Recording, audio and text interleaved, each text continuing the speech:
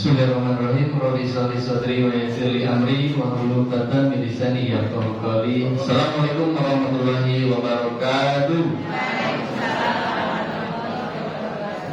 Alhamdulillah hamdan katsiran thayyiban mubarakan fi.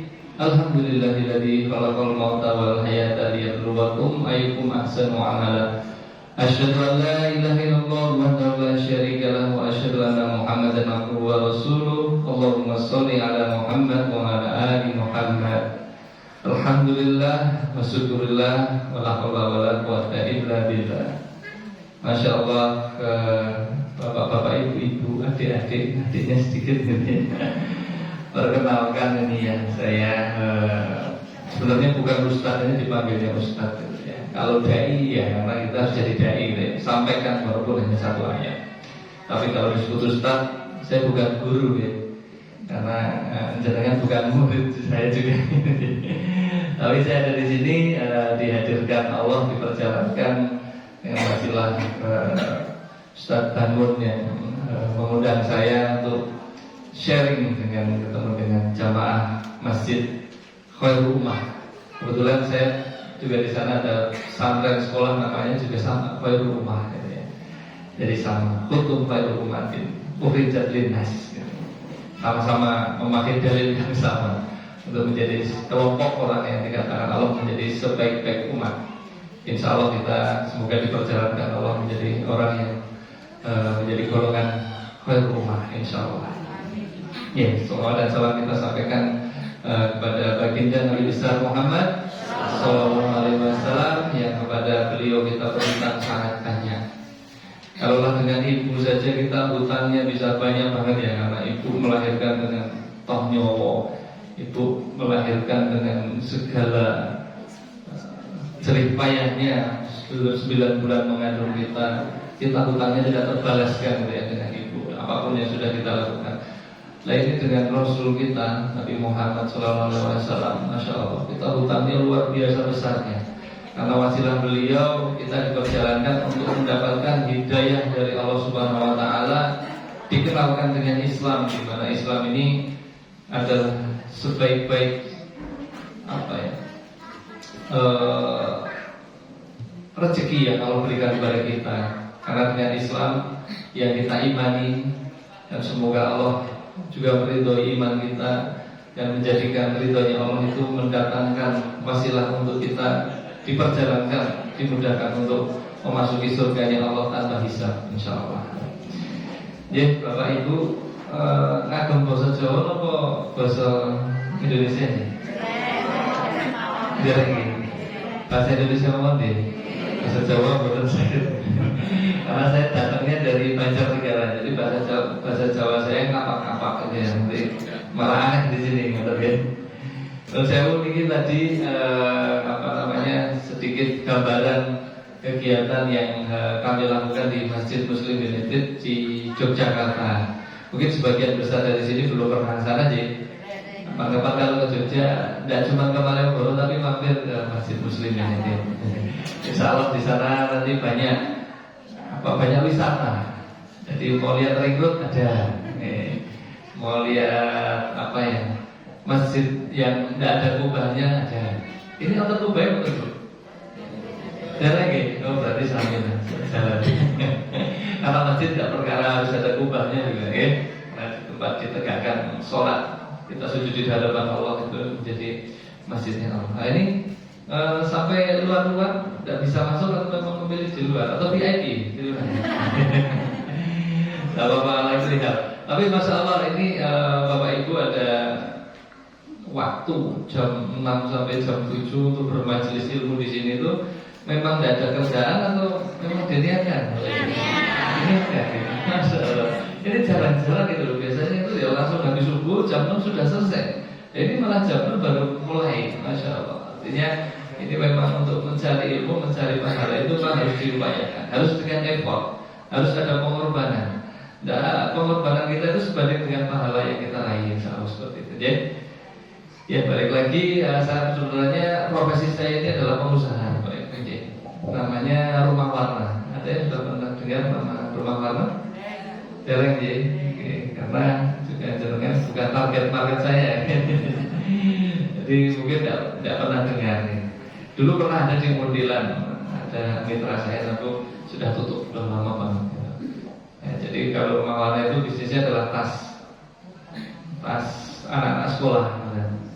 Oke, kemudian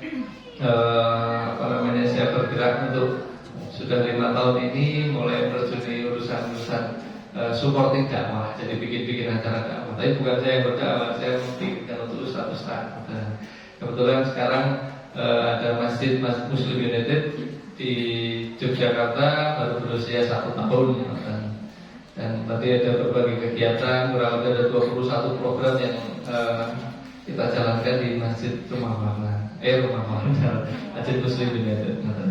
Nah, terkait dengan judul kita hari ini adalah meraih keberkahan hidup. Masya Allah, keberkahan hidup ini sebenarnya judul yang umum, lumrah, rata-rata itu ya memang membahas hal-hal seperti ini. Karena ini memang sangat perlu.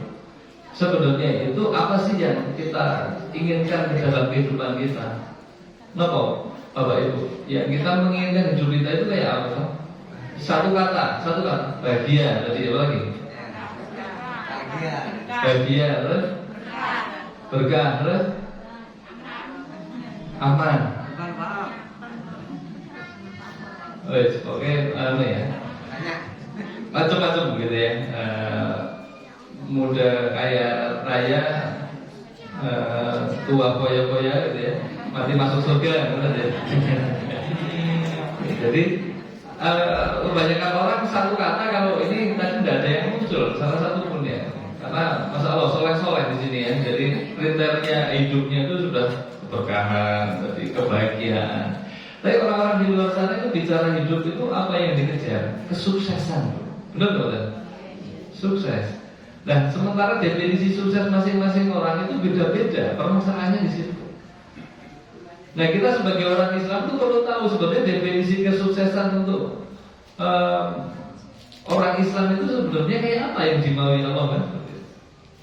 Nah, di sini ada salah satu kunci gitu ya. Jadi kalau bicara kesuksesan itu sebenarnya ada 2 hal. Kesuksesan adalah kesuksesan yang mengandung keberkahan dan kesuksesan yang tidak mengandung keberkahan. Rata-rata orang bilang kesuksesan itu ukurannya adalah banyak dan sedikit tuh. Duitnya seberapa kan gitu kan. Kemudian hartanya seberapa, mobilnya mereknya apa, rumahnya berapa, istrinya berapa mungkin Pak aja ya. Atau apa ini dilihatnya dari situ Bapak Ibu. Jadi kalau ketemu dengan orang dilihat secara fisiknya dulu. Kemudian wah itu orang sukses kan begitu kan. Terus kemudian membangkitkan kita untuk wah saya ingin sukses seperti itu. Nah ini berarti salah dalam memahami itu. Karena namanya kesuksesan yang benar menurut Rasulullah dan Allah yang mau adalah apa? Kesuksesan yang diiringi dengan keberkahan. Jadi beda antara sukses dan keberkahan ini sebenarnya beda. Kalau bicara sukses itu oke lah, boleh bicara banyak dan sedikit gitu ya. Tapi kalau bicara berkah itu bicara lapang dan sempit. Ada orang yang duitnya banyak, tapi keberkahannya itu tidak ada bu, sempit gitu. Rizki ya, kalau kita bicara keberkahan itu adalah rizki. Jadi ada yang namanya rezeki, ada yang namanya rizki. Kalau rezeki itu ukurannya banyak dan sedikit tadi. Kalau rizki itu ukurannya lapang dan sempit. Ada nggak orang yang duitnya banyak tapi rizkinya sempit, Bapak Ibu? Banyak ya. Ketoknya sugih segala macam, tapi kemudian anaknya narkoba, kemudian apalagi istrinya tidak bisa diatur. Apalagi terus, yes pokoknya ada aja kayaknya. Kemudian nanti ending di akhir hidupnya bisa bunuh diri, bisa kemudian yes pokoknya ya nggak enak-enak kan gitu. Nanti bilang ini tadi. Nah ini orang rezekinya banyak tapi rezekinya sempit, duitnya emang nggak habis-habis.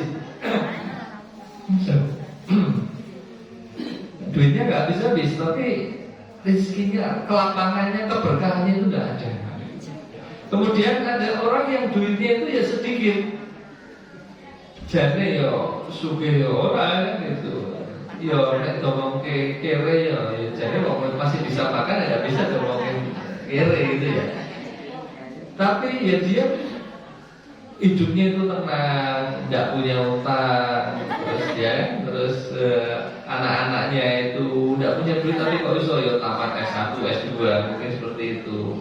Terus kemudian ya uripe ketok tetep aja, bukan tidak ada ujian hidup, tapi dia menjalani itu dengan enak gitu. Tambah taat sama Allah. Ada nggak yang seperti itu? Ada. Kemudian ada nggak yang duitnya banyak dan rezekinya lapang? Ada nggak? Kira-kira yang diinginkan ini enggak? Ya ini yang namanya orang sebut itu sukses, berkah gitu. Tapi apakah kemudian fokusnya ada di suksesnya? Ya tidak juga. Nanti kita bicara lebih lanjut. Tapi ini tipikal orang yang ketiga ini ya bukan sebaik-baik manusia, tapi kebanyakan manusia menginginkan ini sukses yang keberkahan gitu. Jadi duitnya banyak, namun ya jadi dermawan. Kemudian apa ya, harta itu ya cuma di tangan saja. Dia ngerti bahwa rezeki itu ya cuma apa yang dimakan, apa yang dipakai dan apa yang diinfakkan gitu. Jadi makanya dia menjadi orang dermawan, kemudian banyak wakaf, kemudian yes pokoknya hal-hal untuk menolong orang lain, menolong agamanya Allah ini dia lakukan dengan hartanya gitu. Nah ini orang yang ideal ya gitu. Tapi naudzubillah ada orang yang paling tercela baik. Ada orang yang nggak punya duit, rezekinya sedikit, tapi kelapangannya itu sempit bu, rezekinya sempit. Jadi wes ora duwe duit, wes bahasa ngopo ya, kere melarat gitu ya. Nek kokian mengeluh sama Allah gitu. Gitu. Rasanya kurang kayak gitu loh. Dan ini sejelek-jeleknya manusia gitu. Tidak ada syukurnya. Tidak ada syukurnya. Allah disalahkan. Ya Allah, kok aku kau ciptakan seperti ini, kenapa aku kan begitu. Kenapa dia bisa seperti itu, kok saya tidak bisa. Tapi ini ukurannya tadi, ukurannya adalah yang dipikirkan adalah kekayaan di dunia. Jadi Allah itu mengatakan barang siapa yang hidupnya itu kegalauannya atau kerisauan hidupnya itu adalah hanya urusan dunia, maka Allah akan persulit semua urusannya. Jadi masalah itu tidak pernah selesai, mutar-mutar itu aja kurang aja. Selain mempersulit urusannya, Allah tidak bantu itu mengatasi urusan hidupnya. Cobaan hidupnya itu ada terus, ya memang ada terus, tapi tidak pernah selesai. Selesai ini ganti yang ini dan itu memusingkan kan gitu. Kemudian Allah menjanjikan apa lagi untuk orang yang urusan hidupnya hanya mementingkan urusan dunia aja yang dipikirkan. Itu adalah akan ditanamkan kemiskinan di depan matanya. Jadi bicara kemiskinan sebenarnya bukan masalah yang lain itu, hanya masalah mata. Sepandang kita memandang itu kayaknya kurang, dikasih gaji sekian kurang, dikasih anak yang seperti ini kurang, dikasih kehidupan seperti ini kurang. Tampak di matanya itu hanya membandingkan kepada orang yang ada di atasnya terus. Nah, ini ciri-ciri orang yang Allah laknat sebenarnya. Jadi alhamdulillah kita harus terhindar dari ini bu. Jadi kalau kita masih nggak senang kalau tetangga punya mobil baru, nggak senang sama tetangga yang punya apalah kelihatan gitu, kita banyak hasannya sama itu, jangan-jangan kita memikirkan hidup kita hanya urusan dunia saja. Alhamdulillah min dzalik. Dan kemudian Allah ancam apa di yang berikutnya setelah tadi Allah akan mempersulit hidupnya, akan memporak-porandakan hidupnya, Allah akan timpakan kemiskinan di matanya. Satu lagi, harta yang datang kepadanya hanya sebatas apa yang ditakdirkan untuknya. Jadi Ya duitnya orang sak ngono-ngono wae jadi mau lebih kaya dari Korun ya harus nggak mungkin juga kan dari Korun harus kaya banget. Yang lebih kaya dari Korun ada Fir'aun lebih kaya dari Korun. Mau sekaya apa kita? Mau ngumpulin duit sebanyak apa sih kan kita kan? Ya paling ya segitu-gitu aja lah. Sekaya-kayanya orang sekarang ya lebih juga kayaknya dari para sahabat dulu kan gitu. Jadi kita sangat-sangat rugi kalau kemudian hidup kita itu kegalauan atau keresuhan hidupnya ini urusan dunia saja kan gitu. Tapi di satu sisi lagi Allah menjanjikan apa? Barang siapa yang niat hidupnya untuk akhirat, maka Allah akan bantu segala urusan hidupnya. Yang mendatangkan ujian siapa itu? Allah. Dan hidup ini notabene memang harus ujian gitu. Kalau kita nggak mau ya Allah bebaskan saya dari ujian, jadi kita jaluk mati nih Bu. Gimana? Oh di dunia ini kita sebenarnya itu diuji kok, mampir untuk diuji gitu. Jadi kalau kita minta untuk dibebaskan dari ujian itu tidak mungkin dikabulkan gitu. Mintanya mungkin, tapi tidak mungkin dikabulkan. Jadi yang kita minta apa? Pertolongan Allah. Allah bantu urusan kita, ujian kita. Makanya kaidahnya apa? Hidup kita harus yang kita pikirkan, yang kita niatkan adalah untuk urusan akhirat, sehingga Allah bantu menolong urusan-urusan permasalahan hidup kita. Kemudian apa? Allah akan berikan kekayaan di dalam hatinya. Allah bicara seperti itu. Jadi apa maknanya? Oh, kekayaan ada dalam hati bukan banyak dan sedikit tadi, tapi perkara rezeki tadi, perkara keberkahan. Jadi urusannya adalah hati. Sedikit alhamdulillah, banyak ya alhamdulillah. Tidak ada orang mukmin itu menyesali atau mengumuni bahasa andekan gitu. Tidak ada bahasa itu untuk orang muslim, itu tidak ada. Jadi kalau kita mau bahagia, kuncinya cuma dua Bu. Jangan menyesali apa yang sudah kita lalui, jangan bersedih dengan apa yang sudah lewat. Tadi pun jenengan kesini mungkin punya peristiwa apa di rumah dan sebagainya, jangan dimumuni, tidak boleh namanya muslim itu mengumuni ya bahasa itu. Apa namanya? Ya itu mumuni. Tidak bersedih dengan apa yang sudah lewat dan tidak khawatir dengan apa yang akan datang. Jadi kalau masih mengkhawatirkan nanti makan apa ya gitu ya, itu ya belum bahagia, nggak akan bahagia. Orang rezeki sudah dijamin kok. Kalau kita masih hidup artinya itu Allah masih memberikan rezeki kita. Wis mangan aja khawatir nanti makan gitu. Cuma perkaranya kita misalnya kan nanti makan apa, ayam atau kan gitu ya. Oh jadi kita jalan ke apa namanya, ke kebun saja itu tinggal sangu sambel aja masih bisa makan gitu ya. Nah, jadi kita keresuhan itu bukan keresuhan kebutuhan kita, tapi keinginan kita, rata-rata seperti itu. Kemudian apa yang Allah tambahkan lagi? Harta akan datang kepadanya dalam keadaan hina. Karena siapa melihatkan hidupnya untuk akhirat, maka Allah akan bantu semua urusannya, akan Allah timpakan kekayaan di dalam hatinya, dan akan Allah datangkan harta kepadanya dalam keadaan hina. Jadi rezekinya orang-orang yang beriman, rezekinya orang-orang yang bertakwa itu rezekinya tidak bisa ditakar. Jadi orang-orang yo ono wae kan gitu.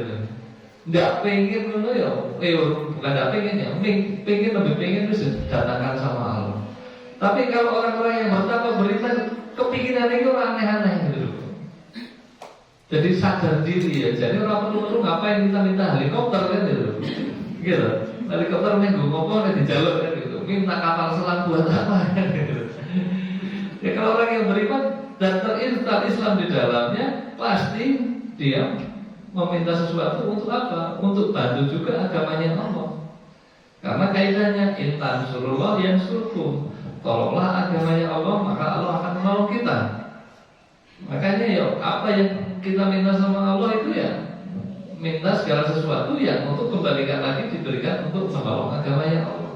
Lo menolong agamanya Allah itu seperti apa? Jangan kesini majelis taklim, datang ke masjid, meramaikan rumahnya Allah. Ini bagian dari intan surullah, membantu agamanya Allah. nggak harus jadi ustaz, nggak harus jadi dai, ustazah atau dan sebagainya. Memberikan menata sendalnya orang yang bermajelis itu menolong agamanya Allah. Markiri, apalagi menyiapkan, nyaponi dan sebagainya. Masya Allah. Dulu di zamannya Rasulullah memuliakan seorang wanita tua yang hari-hari cuma kerjanya nyaponi halaman masjid. Jadi itu Rasulullah menanyakan waktu tidak melihatnya lagi, ternyata beliau sudah meninggal. Kemudian Rasulullah mendatangi kuburnya, mendoakan. Dan doakan Rasulullah ya, pasti masuk surga kan begitu. Nah ini jangan sepele terhadap apapun. Menolong agamanya Allah itu tidak harus perkara yang besar-besar. Ibu-ibu yang di rumah saja bisa menolong agamanya Allah. Apa? Bapaknya mau dakwah, mau ke masjid, malah ayo Pak ke masjid dan sebagainya. Ini bagian menolong agamanya Allah. Dan itu dalam rangka untuk meraih apa? Meraih kesuksesan tadi yang barokah. Jadi kalau anak kita tidak pintar matematika, Bu, tidak resah. Karena matematika itu cuma urusan dunia, betul? Gitu. Tapi kalau anak kita tidak bisa baca Quran, ini harusnya orang tua yang resah. Karena inilah sebenarnya keberkahan. Apa makna keberkahan berarti kalau seperti itu?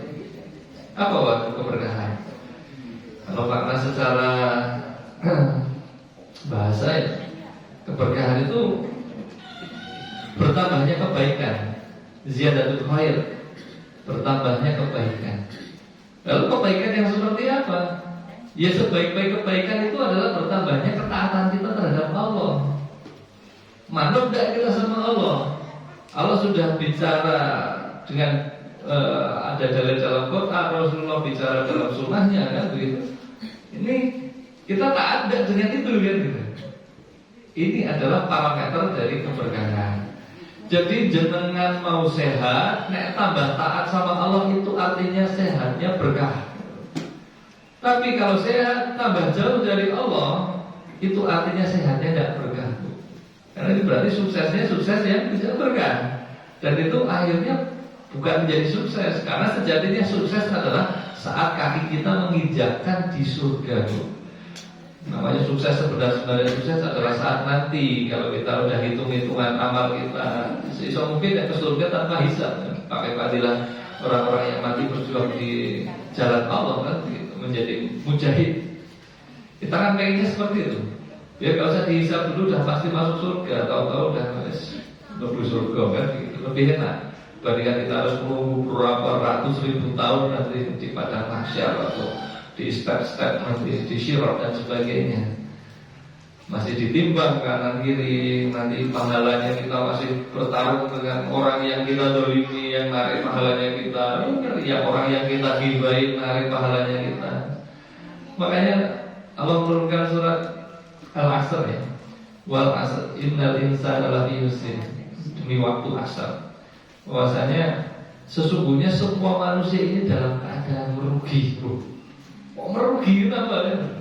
Kan jelas loh, orang Rasulullah mengatakan kalau kita hari ini sama dengan hari yang lain apa bro? Rugi? Sama saja rugi gitu. Kalau lebih buruk ya harus lebih rugi lagi gitu. Kalau lebih baik ya itu baik kan gitu. Artinya apa? Harus setiap hari, setiap saat, setiap waktu itu, setiap detik itu kita tambah baik, tambah baik, tambah baik, tambah baik, tambah taat, tambah taat, tambah taat, tambah taat. Jadi kalau kita tadi Allah mengatakan bahwa semua orang itu dalam keadaan merugi, ya benar adanya gitu. Karena kita semakin hari itu semakin dekat dengan akhirat, tapi semakin hari semakin menjauh dari akhirat. Semakin hari semakin menjauhi dunia, tapi semakin hari kita semakin mendekat dan mengejar dunia. Nah, jelas rugi kan gitu. Ulama itu membagi dua jenis tipe manusia. Yang satu manusia yang mencari kehidupan di balik kehidupan itu. Jadi urip yo kayaknya meh urip 1000 tahun ning dunia gitu. Jadi mengejar dunia itu ya pagi siang malam, nek ora lembur itu ora mantep banget. Makan satu demi subuh, setelah subuhan terus ning pasar saya wis macam-macam sebagainya. Jadi itu ini gitu-gitu aja gitu. Sampai malam pulang dini hari Tidak ada urusannya dengan urusan agama, tapi urusan cuma perut semuanya. Inilah tipe manusia yang mencari kehidupan di balik sempitnya dunia. Tapi ada tipe yang kedua, ini harus kita kejar, yaitu manusia yang apa? Yang mencari kehidupan di balik kematian. Jadi sejatinya hidup kita ya nanti setelah mati gitu. Makanya kita nyari hidupnya yang setengah mati. Mungkin di sini mayoritas ini umur berapa aja tuh? Teenager lah, ini belasan ya. Belasan, sisanya. Nah, belum tentu jenengan lebih dulu dari saya gitu. Saya juga belum tentu duluan gitu.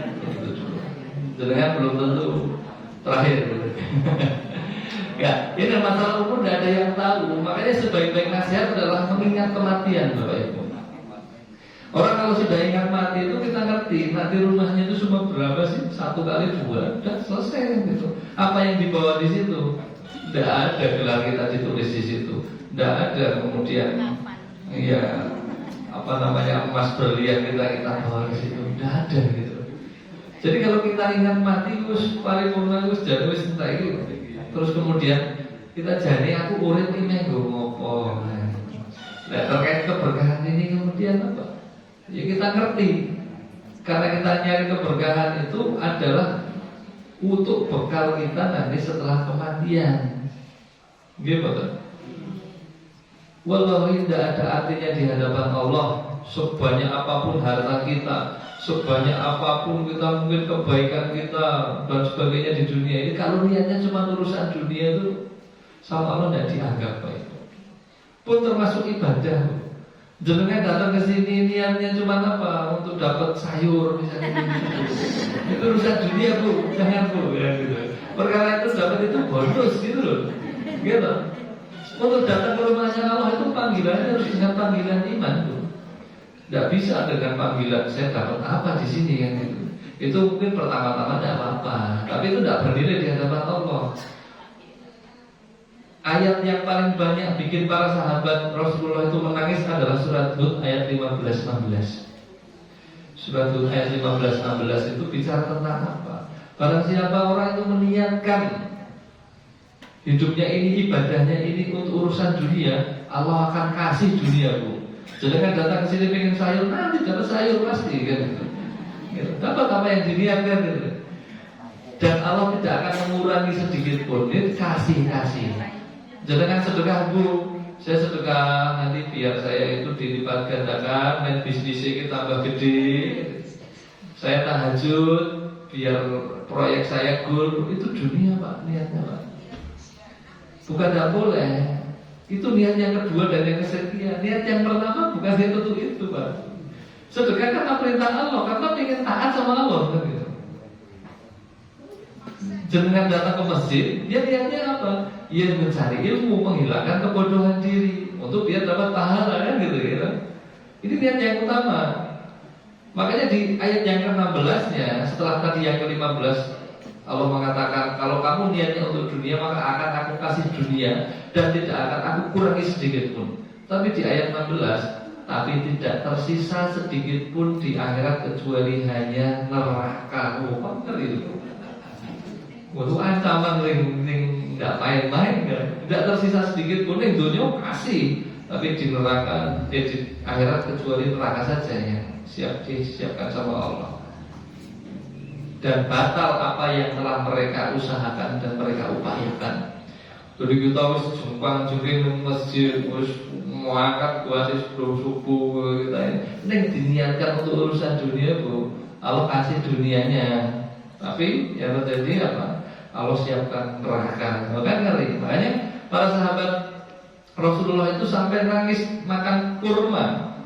Satu kurma mau makan kurma dia nangis dulu karena ngelihat kurmanya kalau lebih besar dari apa yang dimakan oleh Rasul gitu. Jangan-jangan ini adalah nikmat yang disegerakan sama Allah gitu. Nangis Bu, kita tuh malah ya resepsi itu ya betul gitu. Kita harus mana ini yang mau dimakan itu harus gitu. Nah, kita tidak pernah terpikir jangan-jangan ini nikmat yang disegerakan sama Allah yang nanti. Karena resepsi kita niatnya mau makan. Jadi alhamdulillah min dzalik. kita muhasabah gitu kan. Mengingatkan, saya juga mengingatkan diri saya sendiri. Saya datang ke sini gitu ya, bukan ya harus selalu niat ini harus selalu diperbaiki. Para ulama itu mengatakan hal yang paling susah untuk ditegakkan, Bapak Ibu, yang paling susah untuk diluruskan itu adalah niat. Karena itu hati ini kita kan bolak-balik. Makanya kita harus selalu istighfar, terus balikin niat. Niat tidak apa-apa, datangnya mungkin awalnya untuk dunia, begitu eling terus wah kurang niatnya, aku niatnya ini lah tanah itu. Jadi apa tidak pernah sedih, tidak pernah mengharapkan manusia, Bapak Ibu. Kalau niatnya untuk dunia kita bakal kecewa-kecewa terus, karena dunia ini tidak pernah memberikan apa yang seperti yang kita bayangkan itu loh. Ada tidak yang di sini hidupnya itu seperti yang dibayangkan? Ada tidak? Bu, punya suami itu seperti yang dibayangkan tidak? Mungkin awalnya ya, tapi begitu udah jadi tidak. Bapak-bapak juga seperti itu gitu kan. Istrinya mesti ya lebih ideal istri orang kalau Ibu ya.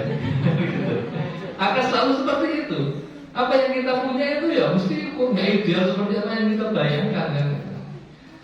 Makanya apa namanya, kalau kita berharap sama dunia itu mesti kecewa, pasti kecewa. Apalagi berharap sama manusia, kita menggantungkan diri kepada tokoh, menggantungkan diri kepada saudara yang kaya, mesti kecewa. Makanya kita gantungkan sandaran hidup kita hanya kepada Allah saja, kepada urusan akhirat. Dunia itu walau itu cuma sebentar banget, sebentar. Kita kemarin mungkin bapak ibu-ibu yang di sini, bapak-bapak yang umur mungkin sudah tadi berapa?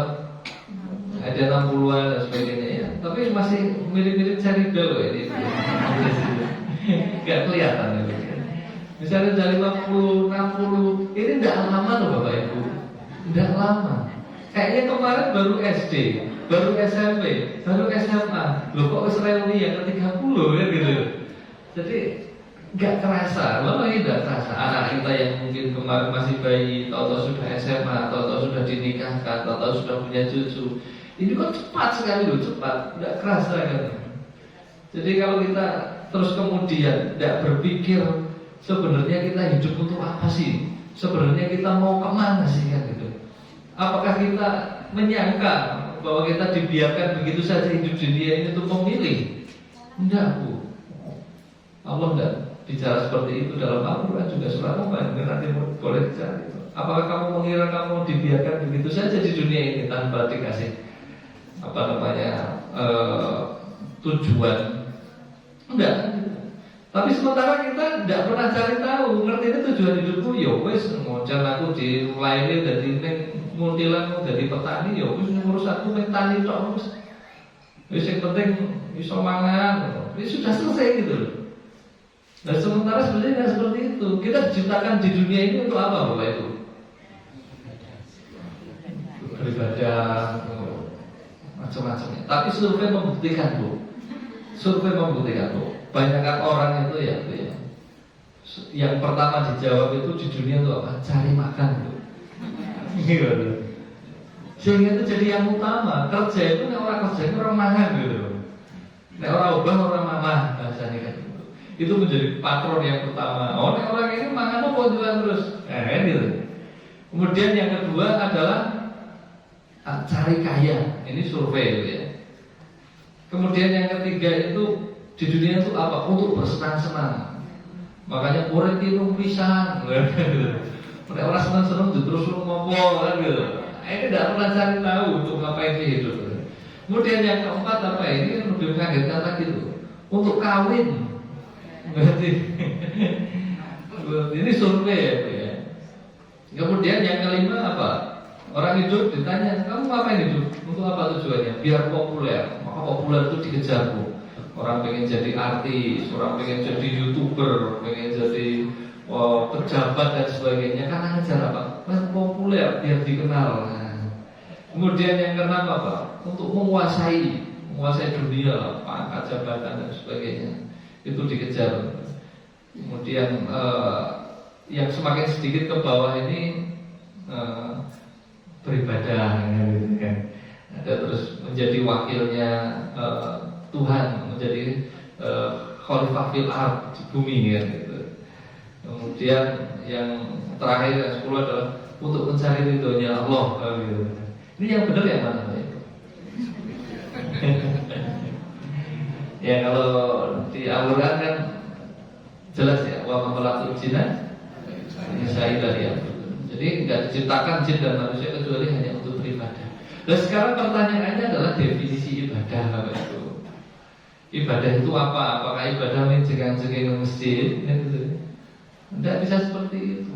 Ibadah yang lebih Allah sukai adalah ibadah hati. Karena dari tadi kita bicara masalah niat, keberkahan ini perkara niat ya. Jadi tidak bisa kita hukumi orang yang berdino di masjid, sholat tahajudnya pirang jam dan sebagainya itu pasti bahwa dia itu adalah orang yang memang benar-benar ibadah itu sesuai dengan apa yang Allah mau. Belum tentu Bapak Ibu. Mungkin orang yang di sawah mencangkur, orang yang ada di pasar jualan, yang menghukumi niatnya, menghukumi hati, ibadah hatinya itu Allah. Bahkan malaikat pun tidak tahu Bapak Ibu. Apa yang diniatkan kita itu, yang tahu itu hanya Allah saja. Malaikat saja tidak tahu.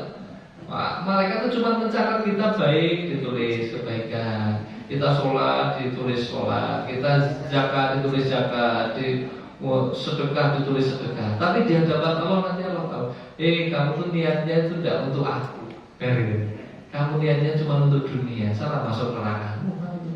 Orang-orang yang diancam pertama masuk neraka adalah ahli ibadah, tapi niatnya untuk dunia, bukan niatnya untuk Allah. Orang yang banyak sedekahnya, tapi niatnya untuk dunia. Orang yang qori, tilawahnya bagus gitu, tapi niatnya untuk dunia, masuk neraka duluan. Orang dai yang ngomongnya dalil gitu, tapi niatnya untuk dunia, menggolek amplop dan sebagainya itu.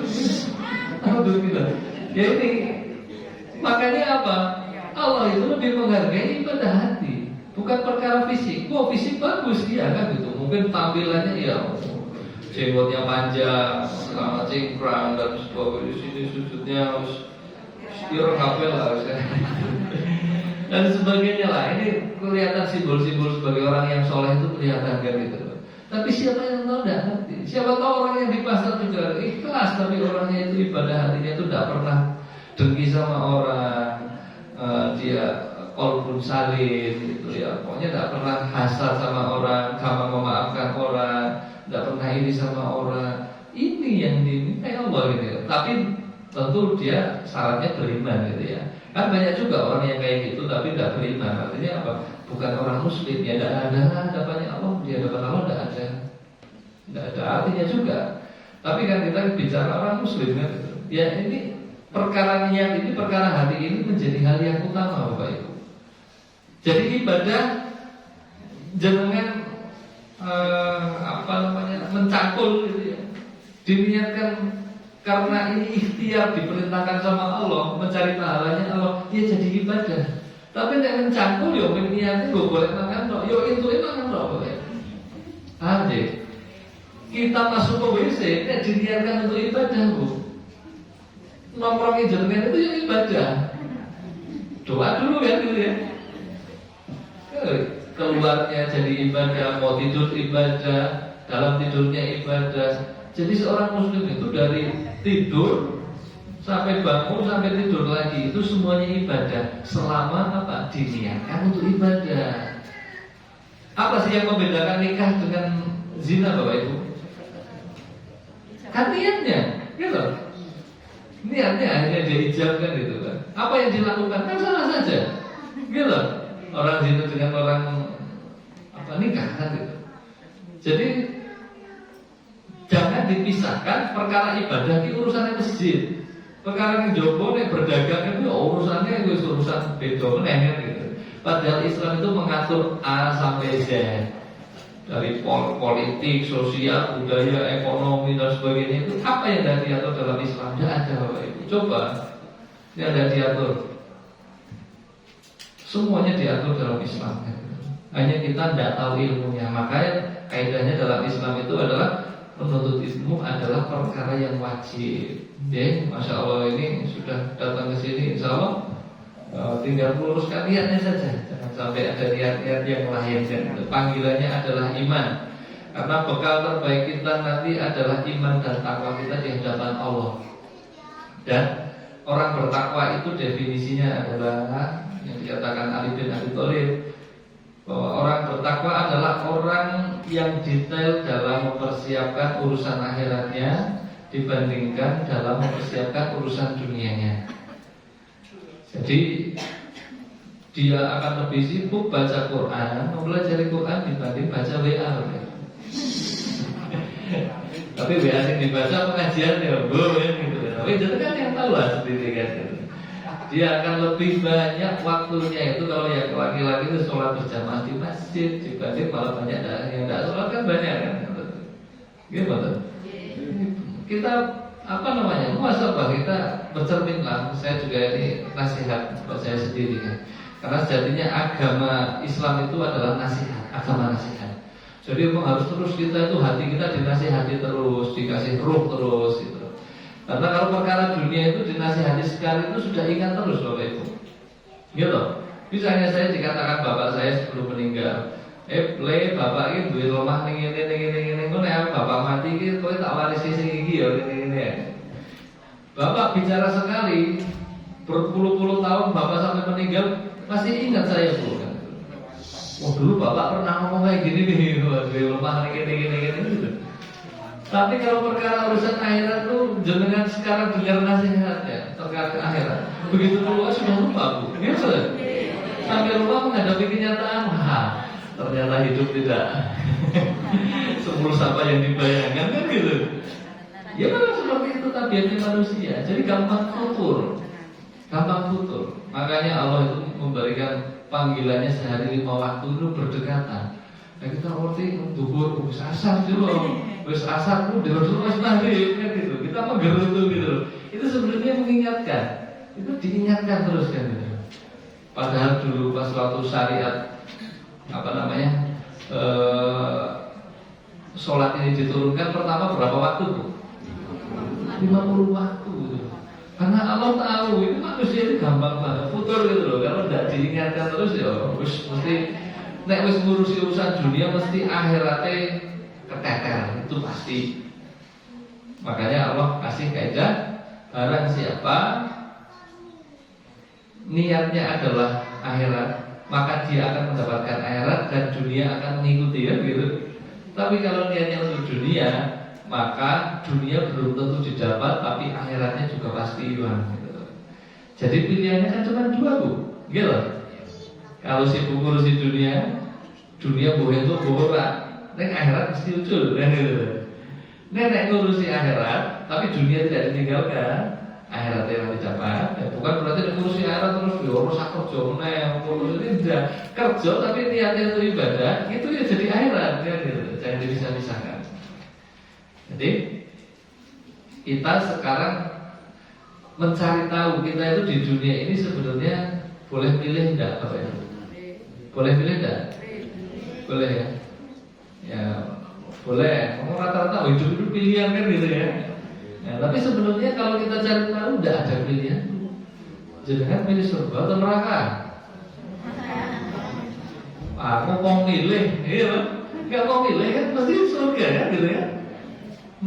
Mesti surga yang dipilih. Jadi sebenarnya nggak mau pilih. Makanya kalau kita sudah tahu bahwa pilihan kita adalah surga, maka kemudian diturunkan dalam pikiran kita mencari tahu bagaimana caranya masuk ke surga. Gimana? Nek ditekoi iki carane men dagangane laris iki piye?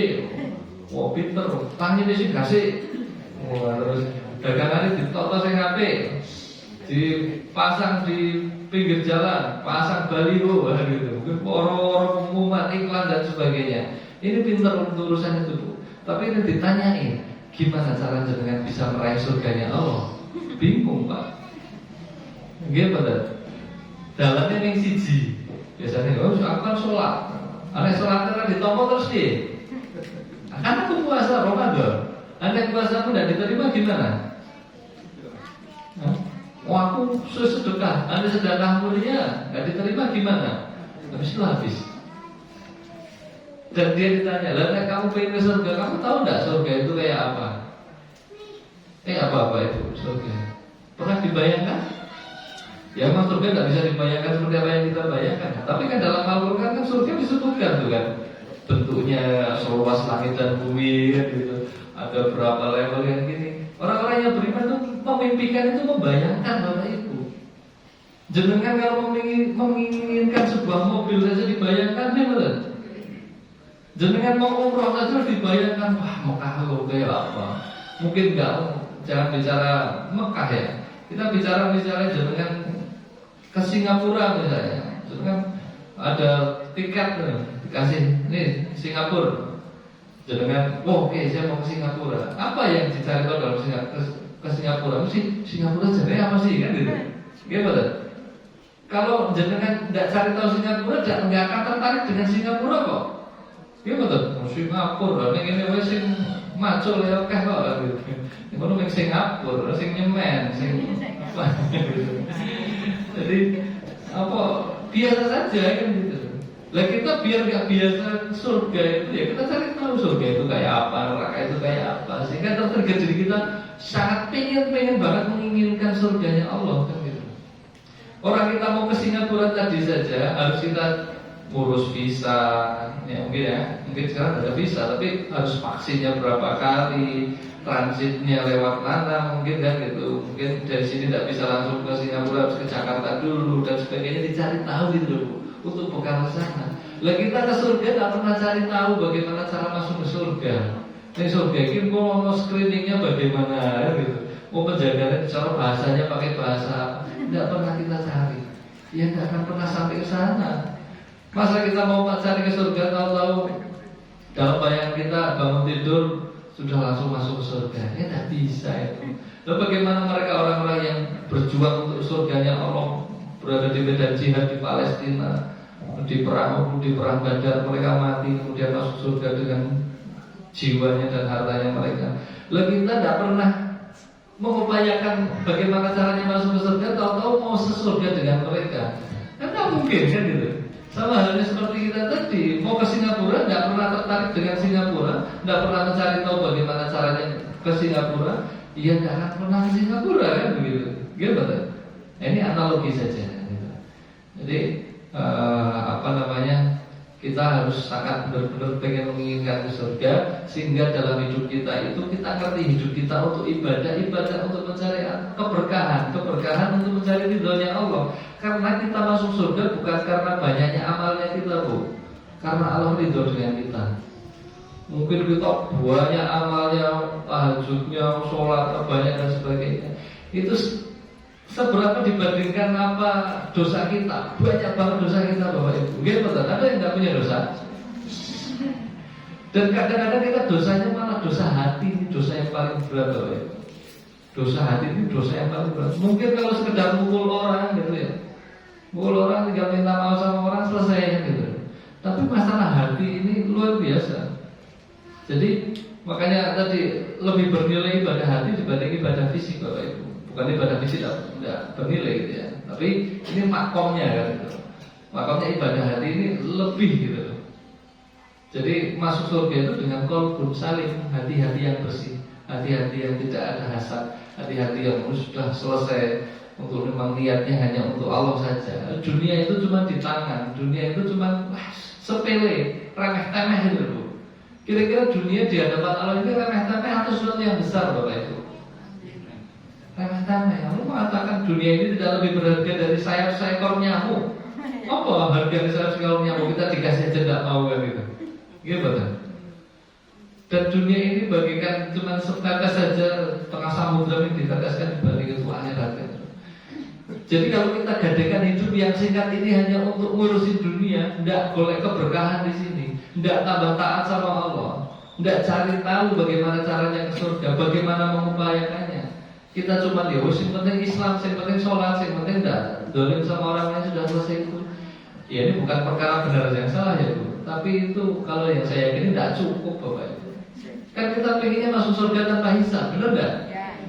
Kita jangan-jangan nanti di surga itu sudah merasa harus pahalanya kan, banget tahu-tahu diloroti sama orang karena kita hati kita hasad sama orang, kan gitu ya.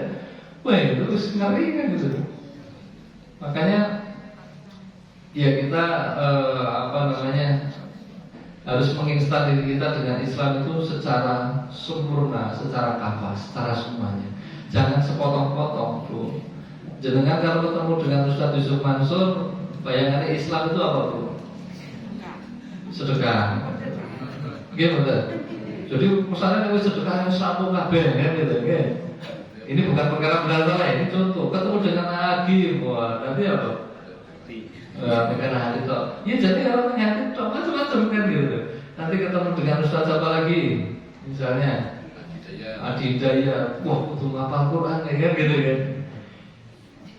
Ini bukan perkara benar salah, ya Islam itu banyak gitu. Maksudnya banyak tuh hal yang harus diupayakan itu banyak, tidak sesepele itu gitu. Karena kita memang sudah tidak punya pilihan lagi di dunia ini hanya sebagai budaknya Allah saja. Jadi kalau kita bilang dulu orang bisa milih, ya itu orang-orang sana lah kan gitu. Silakan pilih. Ya, mau kamu bahkan banyak yang bicara, oh yang penting harus beriman gitu. Wes derek kiai wae wes mesti mlebu surga. Iya, memang sedikit iman saja dalam hati kita akan masuk surga, Bu. Tapi ingat, Bu, nek ning neraka saya ya kuat, Bu, sedekah gitu. Seharinya sini 1000 tahunnya, seharinya sana 1000 tahunnya sini. Mau berapa lama di neraka gitu. Kan banyak orang yang menyepelekan, wis neraka sithik-sithik ya ora apa-apa, kan akhirnya mlebu surga alhamdulillah gitu. Ngeri mampu kan gitu. Bahkan seringan-ringannya di neraka kakinya itu dipanaskan, kemudian otak kita mendidih. Dan itu bukan untuk kita, itu untuk pamannya Rasul gitu loh. Jadi alhamdulillah kita tidak usah ada pilihan, hidup ini. Udah cari aja kehidupan di balik kematian. Kita tidak ngerti orang yang kemarin di jalan tol baru kan bikin status saja sudah orangnya sudah lewat kan gitu, ya kan? Itu pelajaran buat kita. Maut itu bukan perkara urutan loh. Suka-suka Allah. Jangan dikira yang cuma bisa bikin mati itu COVID, tidak. COVID tidak bisa bikin mati. Gimana? Iman kita cacat. Kita ngerasain kalau sudah pakai masker, sudah jaga jarak, sudah vaksin, sudah bebas kan gitu. Belum tentu Bapak Ibu. Orang yang lagi vaksin baru pengen vaksin sudah mati juga banyak kan gitu. Gimana? Jadi sandaran kita sama Allah saja. Sudah lepaskan semua sandaran selain Allah. Sandaran harta lepasin. Harta iya, harta yang terbaik adalah harta yang dimiliki oleh orang-orang yang beriman kan gitu. Kita fokusnya di beriman, terus harta kalau teko dhewe wis memang ditakdirkan datang itu datang kan. Jadi kalau saya pernah risau nanti mau makan apa, Bu? Risau jangan-jangan nanti sudah kita udah mati gitu loh. Siapa yang jamin itu loh? Ini karena kita tidak belajar, kita akhirnya memandangnya gini. Mau nek mangannya apa, sesuk makan apa, kan pikir gitu. Padahal Allah sudah bikin apa, rezeki sudah dijamin. Kita tidak percaya sama itu gitu. Dan Allah katakan kematian itu suka-suka Allah. Dan itu tidak dikasih tahu kepada kita. Nah kalau kira-kira kalau kita dikasih tahu matinya kapan, gimana Bu? Siap-siap, bingung nih, nggak jadi iman hidup, gimana? Nggak jadi iman hidup. Misalnya ibu, jenengan itu, diponis dokter saja yang nggak mungkin ya 1 bulan lagi mampunya mereka.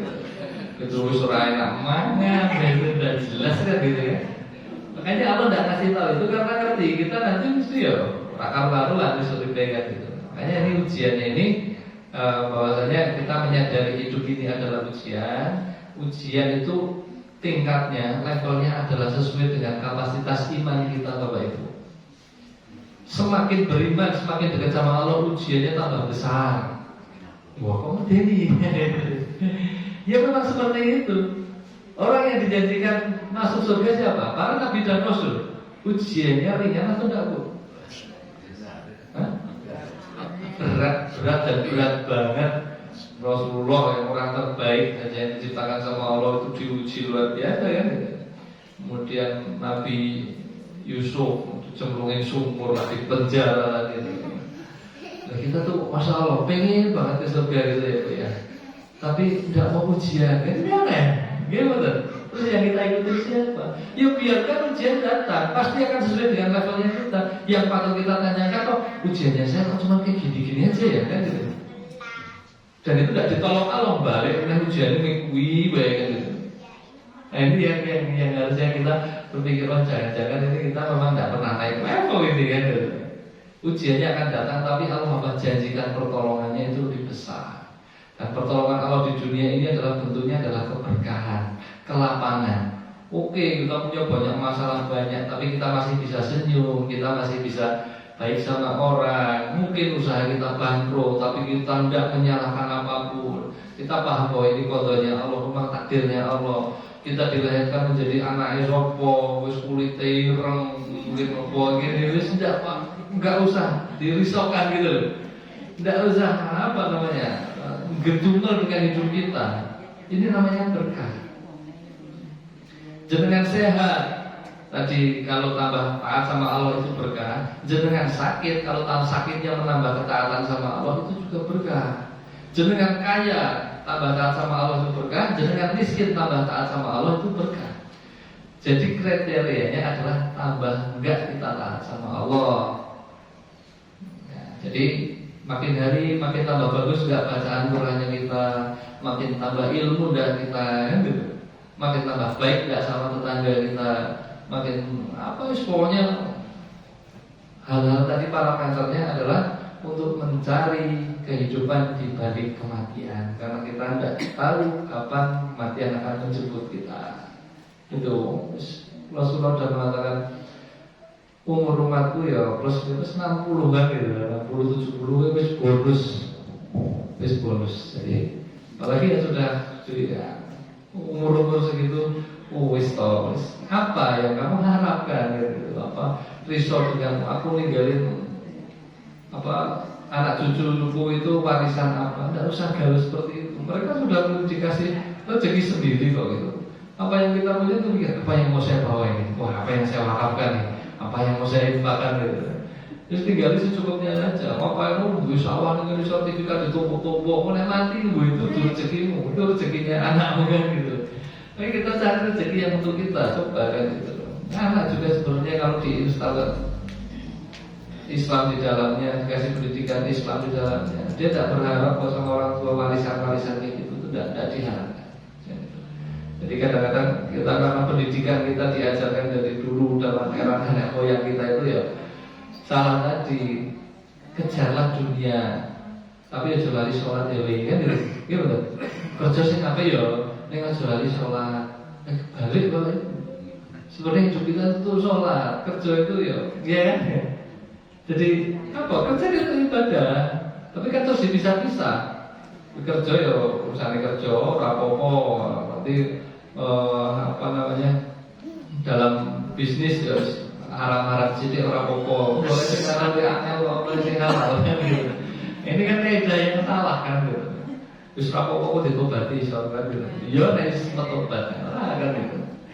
Jadi makanya ini nasihat buat saya, nasihat buat saudara-saudara baru saya yang jadi modelan ini apa ya tadi, carilah keberkahan dalam hidup ini. Enggak usah risau dengan rezeki, karena rezeki sudah dijamin. Jadi dalam mencari rezeki itu berjalan saja, Bapak Ibu. Enggak usah lari-lari. Tapi kalau untuk mengharapkan ampunannya Allah itu apa? Wasari'u, ya bergegaslah. Dalam mencari menjemput pahalanya Allah, berlarilah, ayo berlari kan. Jadi nggak kebalik Bapak Ibu. Kita kan sekarang kembali Bapak Ibu. Coba sekarang porsi kita itu untuk urusan ngejar dunia sama ngejar akhirat itu berapa sih porsinya kan gitu. Ya. Kalau orang bilang wis ning donya kuwi orang yo sing adil. Adil itu apa artinya? Yo seimbang. Wis wayahe kerja ya kerja, wayahe ibadah ya ibadah. Nggak akan pernah cukup Bapak Ibu. Karena orang kalau wis ngurus dunia mesti lari akhirat. Dan ngurusi akhirat fokus, ini perkara fokus Bapak Ibu. Jadi kita yang ngerti masing-masing kita sendiri. Jadi ngurusin bukan berarti ngurus kerjaan mau jadi dokter, mau jadi PNS, mau jadi apapun, tidak apa-apa itu selama itu halal, itu boleh jadi kebaikan gitu.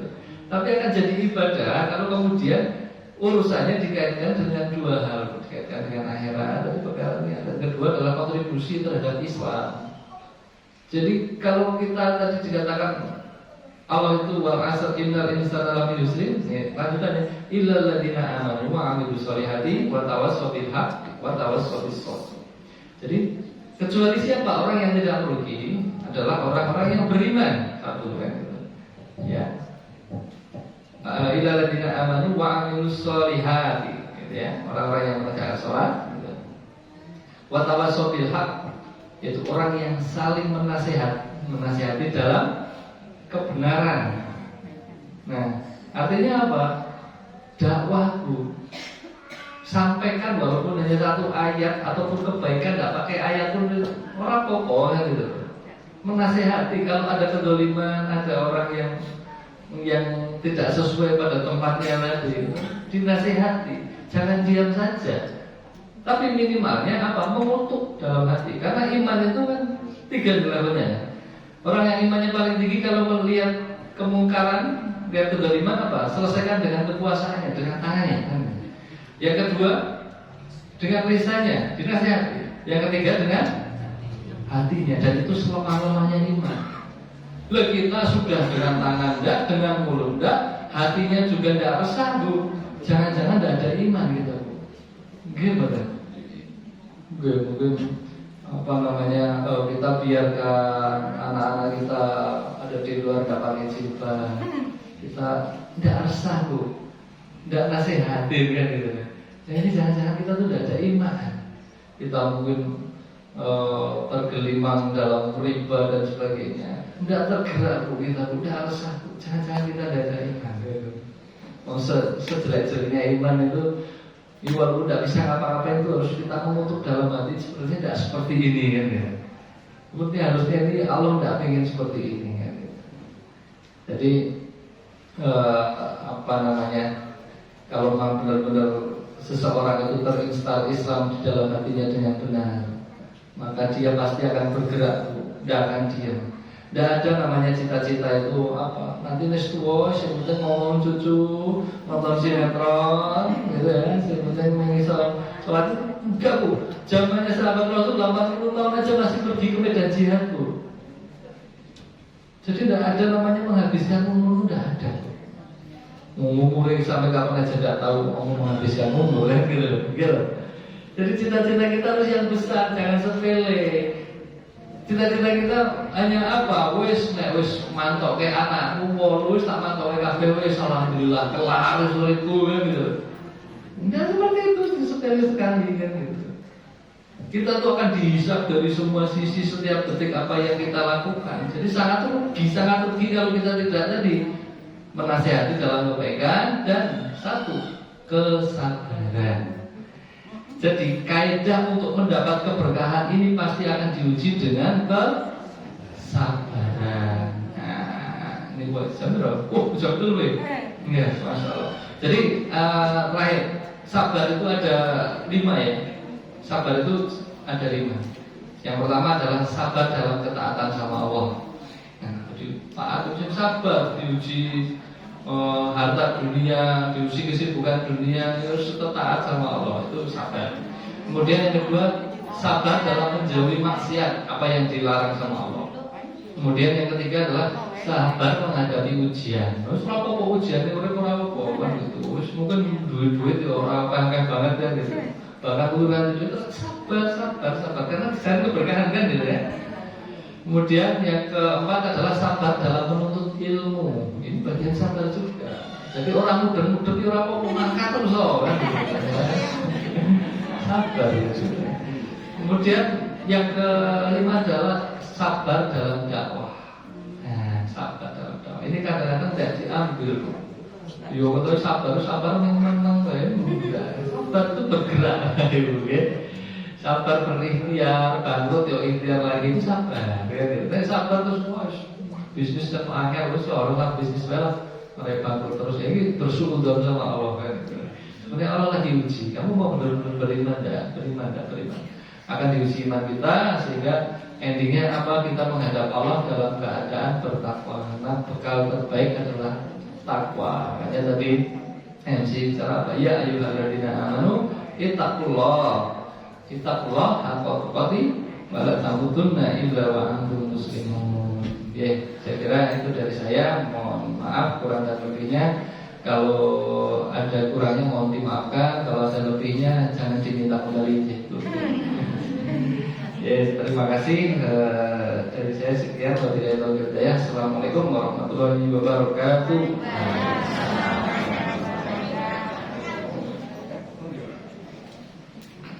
Itu adalah kuming baru jazakumullahu khairan Ustaz dengan baru sehingga sampun paling tausiah wonten ing sing punika. Monggo jarang ing ejeng punika kita tutup dengan adalah alhamdulillahirabbil alamin subhanakallahumma wa bihamdika asyhadu an la ilaha illa anta astaghfiruka wa atubu ilaik. Sehingga bahwa nanti wonten kirang-kirang lagi keluar mungkin sampai sami saya simpul pengumuman.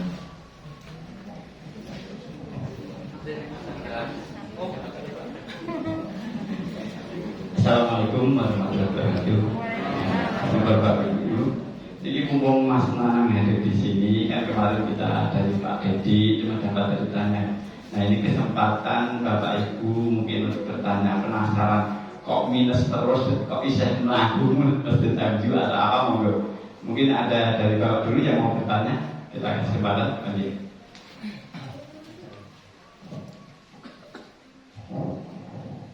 Assalamualaikum warahmatullahi wabarakatuh. Nama saya Abdul Fatah. Yang akan saya tanyakan kepada Ustaz yaitu masalah takdir atau usia. Ini saya gambarkan antara dua orang sama-sama usaha bisnis. Yang satu sukses, tapi yang satu kok nggak sukses. Yang bukan sukses pada umumnya yaitu masalah dunia, rezeki dunia atau harta benda. Ini yang seperti ini itu masalah takdir atau ujian dari Allah. Minta penjelasan. Terima kasih. Assalamualaikum warahmatullahi wabarakatuh. Waalaikumsalam warahmatullahi wabarakatuh. Jadi masalah apa sih Pak? Pak Abdul Fatah. Ada hati betul Pak? Itu hati betul? Oh betul. Oke, jadi perkara ini bahasan takdir ini. Bahasan takdir salah satu iman kita kepada Allah, rukun iman adalah iman pada qadar dan qadar, takdir. Tapi kebanyakan orang kalau ditanya qadar dan qadar itu apa? Suruh jelasin paham enggak? Enggak paham mesti. Nggih. Coba. Enggak paham mesti ya qadar dan qadar. Jadi kita itu kadang-kadang salah memaknai hidup ini, kecewa dengan hidup ini karena tidak paham terhadap qadar dan qadar Bapak Ibu. Orang kalau sudah paham qadar dan qadar, tidak akan pernah memaknai hidup ini terus sedih dan sebagainya. Ini adalah resep untuk apa? Untuk menyelesaikan masalah kita dalam 1-2 menit selesai kalau kita bicara dengan qadar dan qadar. Jadi gini Bapak Ibu, kita itu ada dua lingkaran ya. Ada ranah yang menguasai kita, ada ranah yang kita kuasai. Ranah yang menguasai kita tuh gini, kita tidak bisa takdir itu kita memilih. Kita kok orang nggak dilahirkan menjadi anaknya Pak Jokowi ya? Kan nggak bisa milih, gitu. Kok aku kulitnya ireng ya? Kan gitu. Kok aku apa duitnya kok dikai sak ini ya kalau Gusti Allah ya? Ini kita tidak bisa milih Bapak Ibu. Itu menguasai kita. Jadi apa? Kalau itu hal yang menguasai kita, kita tidak akan pernah dihisab dengan itu Bapak Ibu.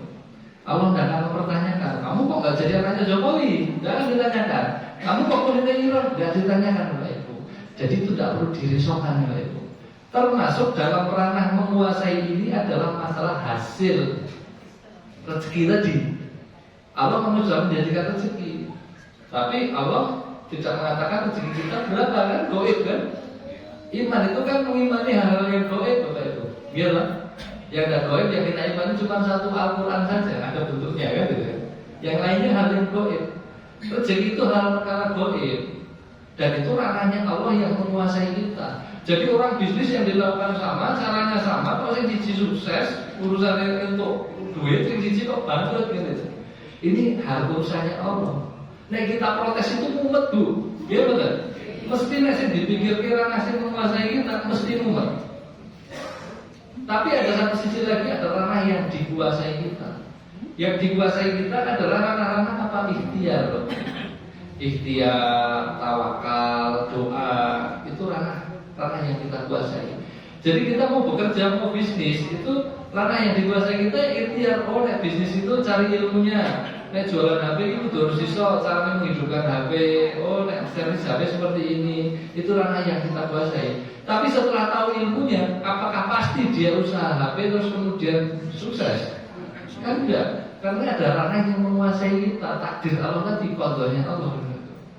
Dan yang dihisab tadi bukan qadha, tapi ranah yang kita kuasai. Ikhtiar kita bagaimana? Maksimal enggak? Itu ditanyakan sama Allah. Ikhtiar kita niatnya apa? Itu ditanyakan sama Allah. Setelah mendapatkan hasil tadi, qadanya Allah, kita ditanyakan lagi sikap kamu terhadap qadanya Allah, ridho enggak dengan qadanya Allah? Kamu dikasih bangkrut, ridho enggak dengan bangkrutnya? Nek menghujat Allah, ya Allah, kamu kayak gini kan gitu, enggak adil. Yang sana kok sukses, kok aku enggak sukses. Nah ini dihisab sama Allah. Makanya ujian hidup tadi apa? Kalau kita menggenggam namanya keberkahan, mesti diuji dengan kesabaran. Makanya kalau kita diuji dengan kesabaran, alhamdulillah. Alhamdulillah. Jangan mencela ujian kesabaran. Kita minta menjadi orang-orang yang tidak merugi, yang dibekali dengan kesabaran, tapi kita tidak mau ujian yang kesabaran, tidak mungkin. Jadi ya sudah, itu apa namanya rumusnya tadi, itu ranahnya Allah. Jadi tidak usah kita bicarakan. Nah, ranahnya Allah itu kita bukan ranah protes. Karena apa? Kita tadi saya bilang apa? Kita tidak punya pilihan. Kita main budaknya Allah, suka-suka Allah mau memperjalankan nasib kita seperti apa. Yang fokus kita adalah nanti di habis mati saya dihisab dah ya kalau saya begini ya. Misalnya Bapak Ibu, kesabaran itu seperti apa sih bentuknya? Misalnya tiba-tiba jenengan itu ditelepon, mungkin Bapak Ibu ditelepon ada tetangga, Pak ini anaknya jatuh, meninggal, anakmu mati. Apa reaksi kita saat itu? Waket, nangis, raung-raung, joger balik dan sebagainya, macam-macam kan itu. Ada juga tapi kami sedang tenang. Innalillahi wa inna ilaihi raji'un. Kira-kira meninggalnya anak jenengan itu yang dikabarkan pagi ini, itu qadanya Allah atau ranahnya kita pilih? Qadanya Allah. Itu ranah yang menguasai kita kan. Jadi orang saat dipikir, nah kita pikir ngerti orang tak tinggal ya mau ya kan gitu. Oh ngerti orang, ya stres kan gitu. Paham betul? Ranah yang menguasai kita itu jangan dipikir. Allah itu menilai dari sikap kita. Sabar tidak dikasih ujian, anaknya dimatikan sama Allah, anak diambil sama Allah.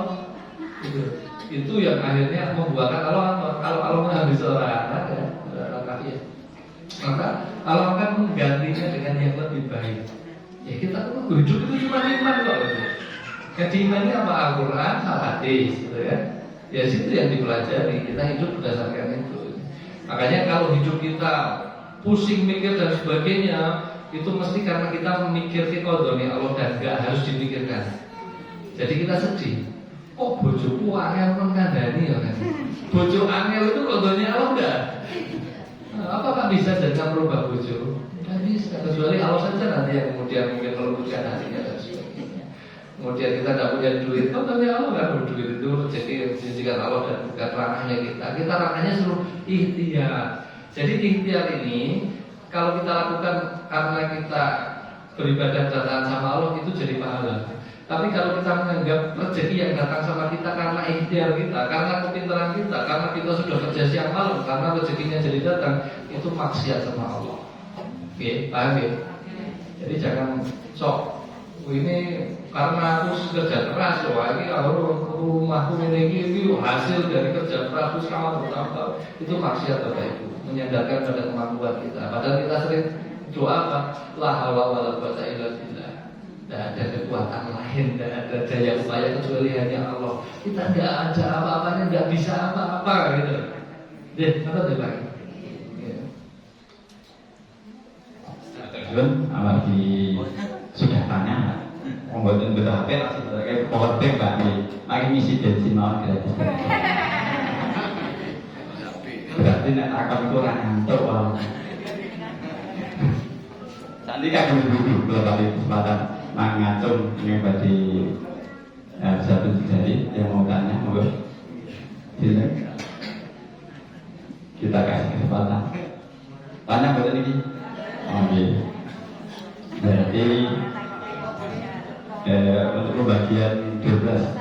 Alhamdulillah kita dioleh 5 kode oleh Ustaz Nanang untuk 12 Bapak Ibu.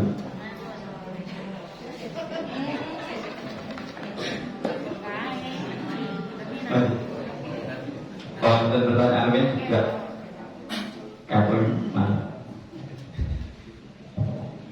Bismillah, Assalamualaikum warahmatullahi wabarakatuh. Alhamdulillah sudah beberapa kali silaturahmi ke Rumah Warna, terakhir ke Masjid Muslim United. Ya. Kami sangat tertarik sekali, gitu. Ada saat naik, gitu, dengan kajian yang sangat interaktif dan menarik untuk anak muda. Kami mempertanyakan masalah kita hari ini adalah masjid musola itu isinya orang tua dan anak-anak. Remaja itu seperti generasi yang hilang, seperti itu yang kami rasakan. Mohon kiat-kiatnya dan nasihat-nasihatnya untuk kami atau para takmir bagaimana untuk menarik anak muda ini. Anak muda ini kan kalau sekarang diiming pahala itu rakyat gub, gitu. Pahala itu pahala ketok, gitu. Itu mungkin dari Masjid Muslim United ada kiat-kiat khusus bagaimana agar pemuda itu tertarik untuk hatinya dengan masjid, bisa beribadah dan bagaimana kontribusi untuk masjid. Terima kasih. Assalamualaikum warahmatullahi wabarakatuh. Waalaikumsalam warahmatullahi wabarakatuh. Ya, apa namanya, di sini kajiannya banyak ibu, bapak-bapak yang sepuh. Kalau di Masjid Muslim United sendiri kurang lebih 90% lebih itu adalah anak muda atau umur 20-an gitu. Jadi sebenarnya yang jadi masalah itu begini. Menurut survei itu ya membuktikan orang yang datang ke masjid itu yang pertama orang yang tua yang sudah nganggur, itu tidak ada kerjaan, pensiunan dan sebagainya, itu akhirnya datang ke masjid. Gitu. Yang kedua adalah apa? Selain tua tadi banyak masalah tuh. Orang yang banyak masalah dan bisa menyelesaikan masalahnya sehingga terus datang ke masjid, ya. Ke masjid itu terus pengen menyelesaikan masalahnya sendiri. Sehingga apa? Datang ke masjid, kecuali memakmurkan masjid, datang sholat. Tapi apa yang dia doakan, apa yang dia upayakan itu untuk urusannya dia sendiri. Tidak mikirin masjid itu bagaimana, kan gitu. Sehingga menjadi takdir masjid, neono hal-hal yang ide-ide untuk masjid itu harus ditolak-tolak sih, terus mari ruwet, mari tambah masalah. Ini ngomongnya sebagai masalah ini. Gitu kan. Biasa ya. Dia pelatih dia tidak terbuka masjidnya itu loh. Masjid itu omong sholat ini. Nah, sementara sekarang anak-anak muda itu ya jangan dilihat dari anak muda jangan zaman dulu kan gitu. Anak-anak muda sekarang ya sebenarnya hanya perlu diwadahi saja, perlu diwadahi. Dan mereka juga sebenarnya manut dengan siapa ya? Dengan ibunya, manut dengan tokoh masyarakatnya, manut dengan gurunya kok. Ditosori, memang perlunya dipaksa untuk mendatangkan anak-anak muda ke masjid ini. Ya memang tadi itu datang untuk panggilan iman kan yang rata-rata memang tidak tumbuh dalam keimanan kan, sehingga mereka sudah nyaman dengan gadgetnya, sudah nyaman dengan warung kopinya, sudah nyaman dengan warmindonya, sudah nyaman dengan tongkrongan bakersnya, mungkin seperti itu kan. Nah sekarang perkaranya masjid itu harus muncul untuk apa? Untuk menjadikan keren di mata mereka gitu. Gitu. Dan yang masjid konvensional, masjid di sini ngomong watak-watak, ada nilai surat jelas gitu. Ya jadi nggak keren buat mereka. Makanya perkara masjid sebenarnya tidak harus pattern untuk masjid di orang kubai. Masjid itu harus mlebuke ana kubangan banyune. Misalnya ini konsep-konsep zaman dulu sih buat anak-anak muda sekarang udah nggak keren kan gitu. Makanya kalau jenengan datang ke masjid kita ya memang ya jangan orang keren jelas deh. Tidak mikirin terlalu bentuk fisiknya tapi fungsionalnya untuk anak-anak muda. Jadi anak muda itu fasilitasi lah. Oke lah di tempat seperti ini memang tidak banyak yang bisa dilakukan, tapi kawasannya itu bisa banyak yang dilakukan. Jadi anak-anak muda itu mau berkegiatan apapun itu bisa selama itu hal positif kan kita dukung kan gitu. Jadi ibu-ibunya ini juga menggerakkan anak-anak mudanya, makanya kita yang didakwai ibu-ibunya dulu. Kita tidak fokus mendakwai anak mudanya. Fokus kita di Masjid Muslim itu yang dijawai 3, 1 ibu-ibu, yang kedua tokoh masyarakat, yang ketiga guru. Ibu-ibunya apa? Ibu-ibu paling seneng ya dibikinkan acara yang gratis-gratis ya. Ada di tempat kita ya pasar raya Jumat gratis sayur, dulu 500-600an ibu-ibu yang datang subuh kan gitu ya. Nah, mereka ini akhirnya kan mereka dengan masjid, senang sama masjid. Oh, masjidnya ini anakku tak kokolan di masjid kan gitu ya. Kan banyak ibu-ibu juga yang tidak mau nyuruh anaknya ke masjid. Tapi kalau ibunya ke masjid bisa bawa anak-anaknya ke masjid, nyuruh suaminya ke masjid kan gitu. Kalau suami memang sebenarnya memang perlu dipecuti kalau bojone itu. Terus kemudian yang kedua adalah tokoh masyarakat. Makanya kita dakwakan tokoh masyarakat. Tokoh masyarakat diajak kerjasama untuk bagaimana menggerakkan anak-anak mudanya ini ya. Gerakan ibu-ibunya, makanya kita RT, RW, dukun lurah itu ya disuruh adu untuk itu gitu, sehingga menggerakkan anak-anak mudanya untuk ke masjid. Kemudian yang ketiga adalah guru. Nah, kadang-kadang gurunya ini juga ya yang digugu dan ditiru itu tidak mencontohkan ya. Ini juga perlu dijawai. Makanya nanti kalau terjawabkan 3 ini, insya Allah yang bisa menggerakkan anak-anak mudanya mereka. Wes ngono lho, ibu udah kasih sangu sama anaknya malam minggu, ya anaknya kan nggak kemana-mana bu, gimana? Wes yang masjid gratis, main ngopi nih masjid ono, main wifi nih masjid ono, kan itu, main turun nih masjid ono, kayak mentendo, main camping, turun nih masjid camping kan gitu. Main apa lagi? Main ngerjain tugas di masjid ada, mau apa lagi ya di anak-anak muda? Kalau mau gelut-gelut misalnya gitu suka gelut, masjidnya disiapkan lah untuk mereka olahraga fighting gitu. Mau futsal pun dari remaja masjid itu, kalau nggak ada futsal setiap hari apa futsal gitu. Di kita juga seperti itu, ada 40-an marbot di tempat kita itu anak-anak muda semua. 40, kemproyong banget gitu. Ya memang seperti itu, artinya apa? Itu menarik. Tadi masjid itu ya nek misalnya taklim kayak gini bu ya menurut saya bu yang datang yang kayak gini karena konsepnya ini taklim gitu. Anak-anak muda itu ya konsepnya tidak taklim, talkshow gitu kesannya tidak pakai pensi kayak gini, tidak harus pakai garis-garis dan sebagainya, pakai jin juga tidak apa-apa. Ya mereka dalam rangka apa ya senang sih lah sama masjid itu. Senang sih sama masjid. Paling tidak kalau ke masjid buka HP ya dan buka sih aneh-aneh kan gitu loh, ini masjid ya kan gitu. Gimana? Itu memang proses. Seperti makanya kita satu-satunya masjid di dunia ini, mungkin ya di dunia kali ya, atau di Indonesia atau di Jogja, yang ada bioskop di atasnya masjid kan gitu. Mungkin ini atasnya tempat atasnya kita itu bioskop gitu. Ya itu kajian-kajian anak muda, konsepnya kayak bioskop gitu. Kita ada yang gini cuma belakangnya layar, masih video-video kan berbeda yang menarik mereka kan gitu. Terus kemudian kajian ada subnet, ada kajian-kajian diskus dan sebagainya itu dikemas ya ngikutin yang berdasarkan yang menggerakkan siapa ya anak muda karena yang ngerti seleranya anak muda kan anak muda gimana kan jenengan maksa ini gawe masjid itu tak gawe ke anak muda sementara jenengan itu wis tuwa seleranya kan beda gitu makanya kasih peran anak muda masjid peran mereka kesini ojo ning cuma jadi jamaah kasih peran idenya boleh. Kamu bisa apa ini kasih peran karena mereka sebetulnya punya banyak ide-ide kita yang itu tinggal mengarahkan mas Jawa ini melanggar syariat nggak boleh dodolan jerumus retor dodolan jodolan gitu ya kita yang orang tua tinggal ngarah-ngarahin saja itulah saya pun yang di sana paling tua itu ya harus biarkan peran mereka kita kasih ada di posisi-posisi ini mereka idenya banyak kita tinggal lihat oke nggak nyalai aturan syariat ya silahkan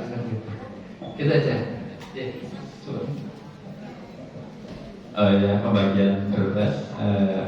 Ustaz mau tanya, ini yang single ada ya? Sing kakung, sing masih single. Ada enggak? Itu saya meneropong. Oh ya, ini mas. Besok kita akan tonton maju mas. Oh, pilih satu ya pak. Ini apa? Oh, ini. Besok diajak temennya mas. Oh, jadi yang enggak suatu jadi sakit konsolnya. Oke, kemudian nomor 2501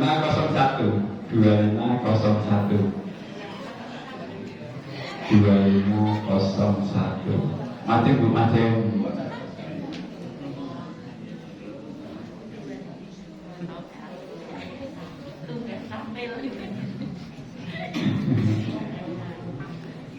katanya tidak ngaji. Ya dia katanya besok melu aku ngaji ya dia sekolah di rumah. Lajeng nomor 2458 2458 Bu. 2458 kan Bu. 2458 Kakak nama betul ini 2458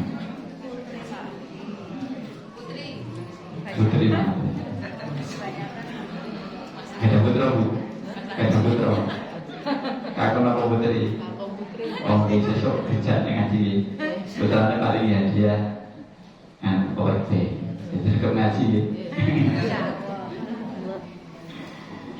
lajeng nomor 2422 oh oke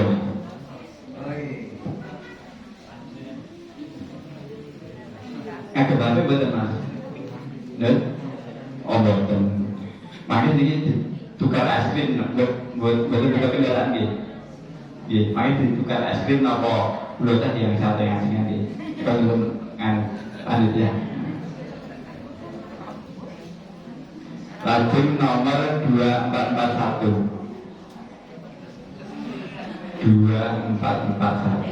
oh ibu mulai ibu mulai ajak ini mana kok kada putra kada HP ini oleh saya Ustaz Nanang nah sesuk tidak ngaji dulu ngaji oleh ada power bank ngoten sing sesuk HP 52 M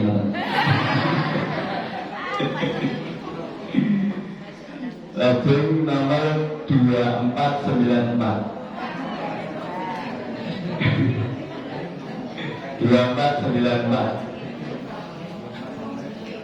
Oke, 2494 pakai mancing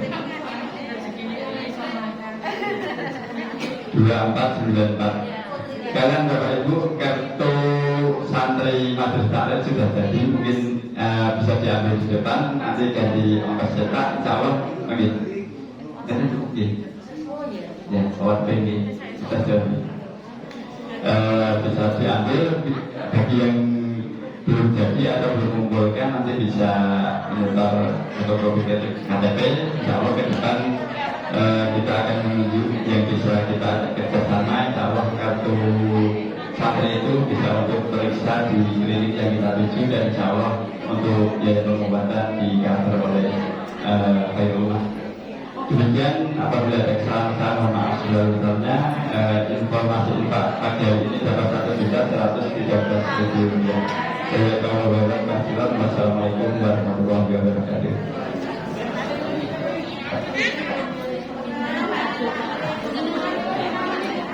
Jangan